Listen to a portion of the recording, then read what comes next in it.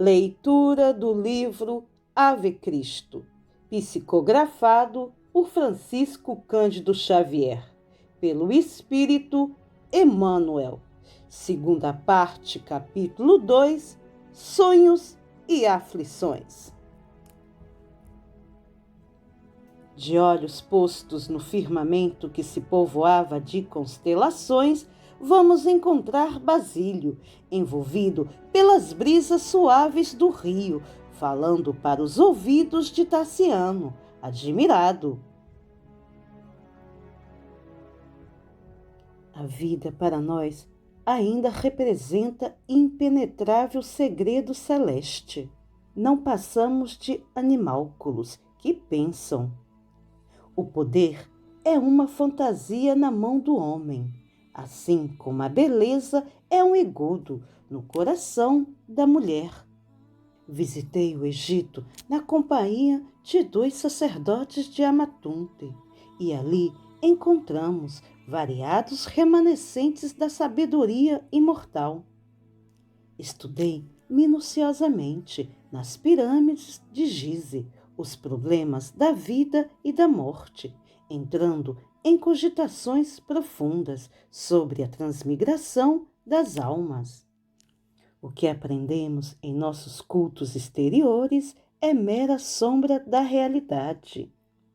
A truculência política dos últimos séculos prejudicou, em toda a parte, o serviço da revelação divina.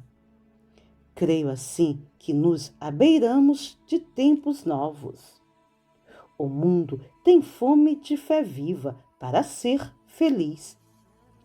Não admito estejamos limitados à existência física e o Olímpio há de ampliar-se para responder às nossas aspirações. Não acreditas, porventura? Interferiu o interlocutor, preocupado. Que nos basta a felicidade coletiva, a confiança pura e simples na proteção dos deuses dentro do culto aos nossos antepassados? Sim, sim, considerou o ancião. A simplicidade é também uma das faces do enigma. Entretanto, meu caro, no caso do nosso tempo de incomensuráveis desequilíbrios morais, avulta o problema do homem. Não somos bonecos nos tentáculos da fatalidade. Somos almas usando a vestimenta de carne, em trânsito para uma vida maior. Pesquisei em todas as grandes estradas da fé, nos arquivos da Índia Védica, do Egito, da Pérsia e da Grécia, e em todos os instrutores veneráveis observei a mesma visão da glória eterna a que somos destinados. Tenho de mim para comigo que somos um templo vivo em construção, por meio de cujos altares se expressará no infinito a grandeza divina. Nas experiências da terra, porém, conseguimos edificar tão somente os alicerces do santuário, prosseguindo além da morte do corpo, na complementação da obra sublime. Nas lutas da existência animal, desenvolvemos as potencialidades do espírito, habituando-nos à elevação, aos pináculos da vida. E, depois de uma pausa em que parecia refletir quanto aos conceitos que enunciara, ponderou. Por isso mesmo, o problema é muitíssimo mais vasto. É indispensável saibamos destacar a dignidade humana imanente em todas as criaturas. Escravos e senhores são filhos do mesmo Pai. O amigo que lhe registrava atentamente as palavras objetou de chofre. Igualdade? Isso, porém, viria a contrariar a estrutura de nossa organização social. Como nivelar as classes sem ferir as tradições? O velho, contudo, sorriu calmo e acentuou: meu filho, não me refiro à igualdade por violência, que viesse enfileirar na mesma categoria bons e maus, justos e injustos. Reporto-me ao imperativo de fraternidade e educação. Compreendo que a vida é semelhante à grande máquina, cujas peças vivas, que somos nós, devem funcionar harmoniosamente. Há quem nasça para determinada tarefa à distância da nossa, como existe quem veja o caminho comum, de maneira diferente dos nossos olhos. Atentos à certeza de que o nosso espírito pode viver na terra vezes inumeráveis, modificamos o curso de nosso trabalho, de existência a existência. Como aprendiz de letras primárias, envolve, pouco a pouco, para as mais altas expressões de cultura. Não vemos, pois, como nivelar as classes, o que seria impraticável. O esforço pessoal e o mérito resultante são fronteiras naturais entre as almas, aqui e além. A hierarquia existirá sempre como sustentáculo inevitável da ordem. Cada árvore produz segundo a espécie a que se filia, e cada qual merece mais ou menos estima segundo a qualidade dessa mesma produção. Substituamos, assim, as palavras senhores e escravos por administradores e cooperadores, e talvez atinjamos o necessário equilíbrio em nosso entendimento. Buscando suavizar o diálogo, o ancião fez pequeno intervalo e acrescentou, sorridente: precisamos de mais humanidade para sermos realmente humanos. Não é justo o cativeiro da sensibilidade e da inteligência. E, a fim de que o nosso mundo se adapte à perfeição que o espera, é imprescindível tenhamos bastante coragem de raciocinar em termos diversos daqueles que vão regindo a nossa jornada coletiva de milênios para cá. As condições de luta e aprendizado na Terra alterar-se-ão totalmente quando compreendermos que somos irmãos uns dos outros. Tassiano, na essência, não esposava semelhantes pontos de vista. Nunca pudera ouvir a palavra fraternidade sem revoltar-se. Contudo, menos impulsivo agora, rememorava as conversações que mantivera com o pai em outro tempo. Basílio era um autêntico sucessor de Quinto Varro. Admitiu que o novo amigo estaria igualmente impregnado da mistificação dos nazarenos, mas detestava ainda o cristianismo para fazer qualquer pergunta. Para ele, as divindades olímpicas deveriam ser obrigatoriamente objeto de exclusiva adoração.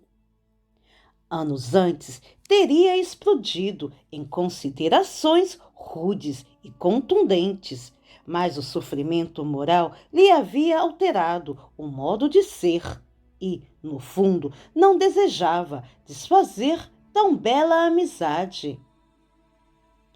Por essa razão, procurou desviar o entendimento e fixando no aspecto filosófico, inquiriu: julgas então que já vivemos outras vidas? Que já respiramos juntos em outros climas? O velho bem-humorado afirmou convicto: não tenho qualquer dúvida. E assevera ainda mais que ninguém se encontra sem objetivo. A simpatia ou a antipatia não se faz em um minuto. São obras do tempo. A confiança com que nos entendemos, os laços de afeição que nos aproximam desde ontem não constituem simples eventualidade. O acaso não existe. Certamente, forças superiores e intangíveis nos reúnem de novo para algum trabalho a realizar. Procedemos do passado, assim como o dia de hoje é a continuação do dia de ontem, na sequência das horas. Na Terra, experimentamos e somos experimentados, em marcha constante para outras esferas e, de mundo em mundo, como de degrau a degrau, alcançaremos a gloriosa imortalidade.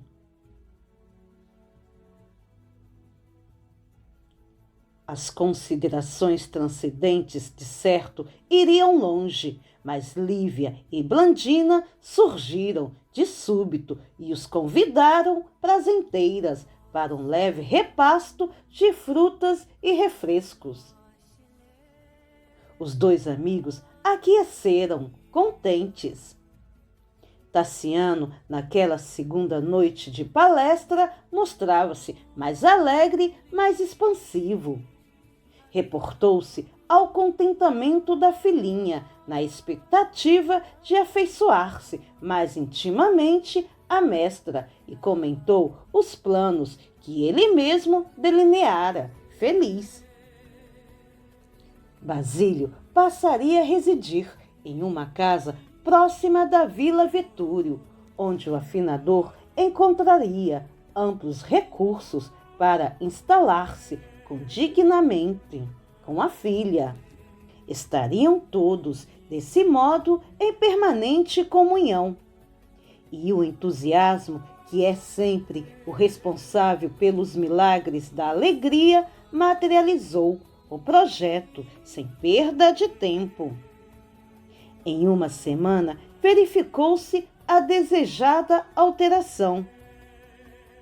Pequeno sítio foi alugado para o filósofo, e a primeira manhã de passeio para Tassiano, Lívia e Blandina despertou em uma admirável festa de luz.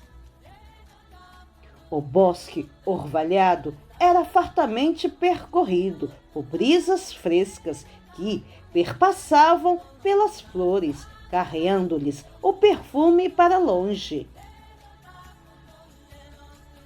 Aves delicadas atitavam e gorjeavam nas árvores esguias e ramalhosas que se mantinham verdes e lindas, como ofertas vivas da terra ao céu sem nuvens.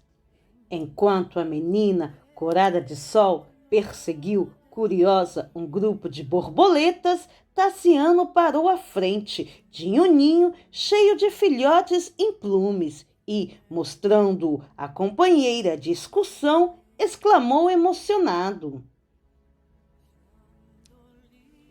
quanta alegria nesta família feliz! A moça contemplou o quadro com grande enlevo e concordou contente. A natureza é sempre um livro divino. O patrício fitou-a com indisfarçável ternura, deixando transparecer os sentimentos indefiníveis que lhe afloravam na alma, e considerou: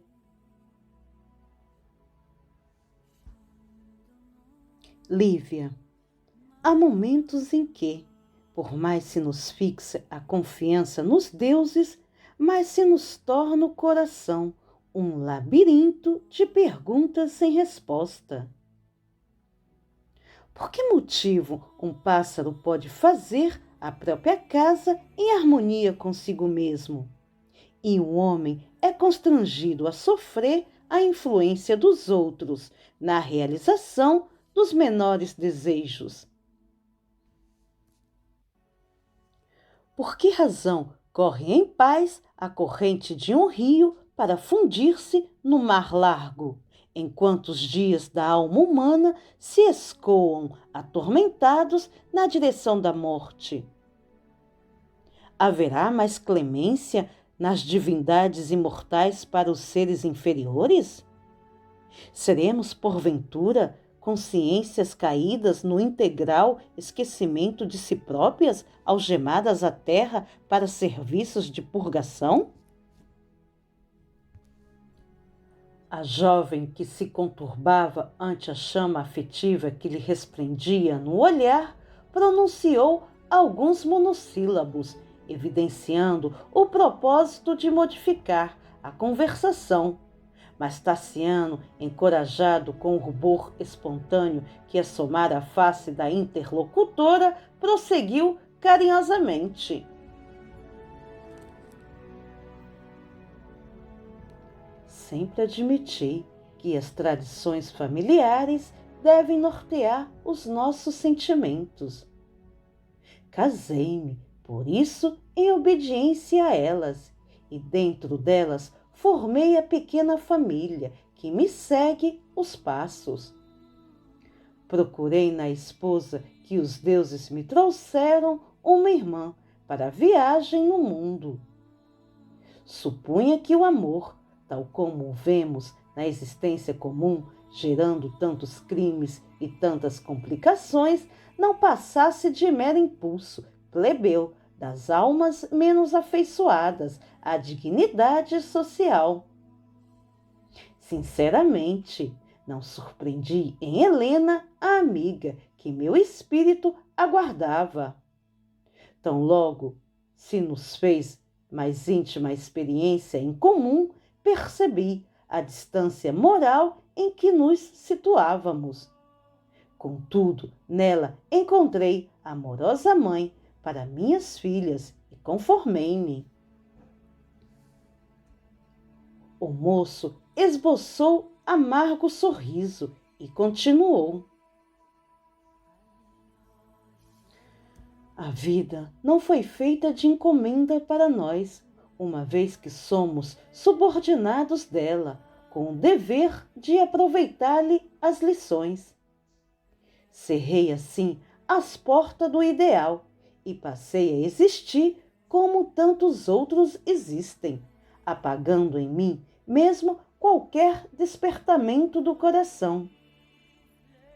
Agora, porém, que nos vimos, tenho noites mal dormidas. Penso em alguma surpresa da sorte que me faculte a felicidade de aproximar-me de ti, com liberdade bastante para oferecer-te o que tenho. É pouco, bem sei, mas é o coração inteiro que desejava restaurar-se para ver-te feliz. Tenho imaginado uma vida nossa, essencialmente nossa, à distância deste sítio, onde muitas recordações aflitivas me vergastam a alma. Levaríamos conosco Blandina e teu pai, afastando-nos de tudo o que possa alterar o ritmo de nossa aventura. Seria justo, porém, imaginar um plano tão arrojado sem ouvir-te? O moço fitou-a com enternecimento, ansioso por verificar-lhe o estado da alma, notando-lhe a ternura nos olhos marejados de lágrimas que não chegavam a cair. Conhecemo-nos há alguns dias, prosseguiu o moço romano, sensibilizado. Entretanto, guarda a impressão de que somos velhos amigos. Minha esposa e a primogênita, que se afinam imensamente uma com a outra, demorar-se-ão largo tempo em Roma. Não desejo acusá-las de ingratidão, mas tenho razões para supor que ambas não registrariam por muito tempo a ausência de Blandina e a minha própria ausência. Somos, em casa, duas pessoas colocadas à margem. Tenho refletido, pois, na possibilidade de uma renovação. Não julgas possível a nossa felicidade em outra parte? Abandonaríamos as Gálias e procuraríamos uma terra diferente, na Ásia ou na África.